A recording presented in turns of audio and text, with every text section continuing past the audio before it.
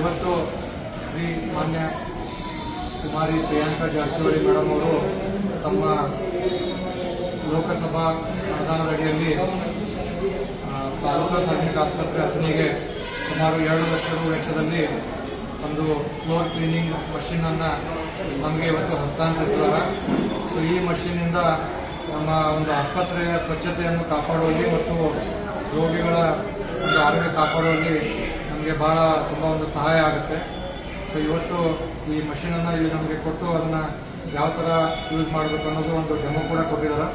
So ಇದರಿಂದ ಮೊದಲೇನು ನಮ್ಮ ಕೆಲಸದವರು ನಾವು ದಿನಾಲೂ ಆಸ್ಪತ್ರೆಯನ್ನು 3 ಸರ್ತಿ ಕ್ಲೀನ್ ಮಾಡ್ತೀವಿ. ಬಟ್ ಈ ಮಷೀನ್ ಇರೋದ್ರಿಂದ ನಮಗೆ ಅದೇನೊಂದು ಕೆಲಸ ಇದೆ ಅದು ಆದಷ್ಟು ಬೇಗ ನಾವು ಮಾಡಲಿಕ್ಕೆ ಇದೊಂದು ಸಹಾಯ ಆಗುತ್ತೆ.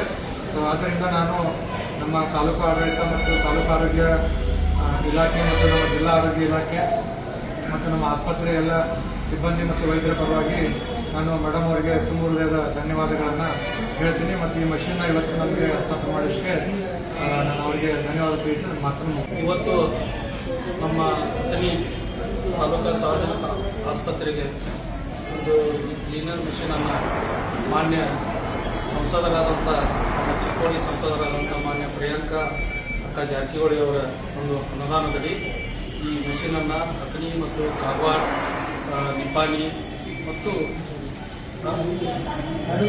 ಆರೋಗ್ಯ 4 ಕಡೆ ತಾಲೂಕು ಆಸ್ಪತ್ರೆಗಳಿಗೆ ಹಸ್ತಾಂತರ ಮಾಡಿದ್ದಕ್ಕೆ ಮತ್ತು ನಾವು ಇವತ್ತು ಈ ನಮ್ಮ ತಾಲೂಕು ವೈದ್ಯಾಧಿಕಾರಿಗಳು ಹೇಳಿದ ಪ್ರಕಾರ ಸ್ವಚ್ಛತೆ ಕಾಪಾಡೋದಕ್ಕೆ ಮತ್ತು ಇಲ್ಲಿ ಬರ್ತಕ್ಕಂಥ ರೋಗಿಗಳ ಅವರ ಆರೋಗ್ಯವಾಗಿ ಅವರ ಆರೋಗ್ಯವನ್ನು ಕಾಪಾಡುವಂಥ ಒಂದು ಭಾಳ ಒಳ್ಳೆಯ ಸಾಧನೆ ಆಗಿದೆ.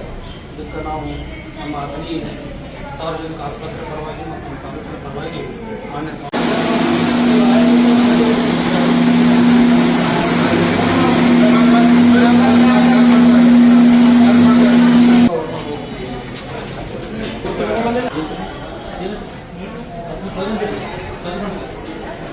ಏನು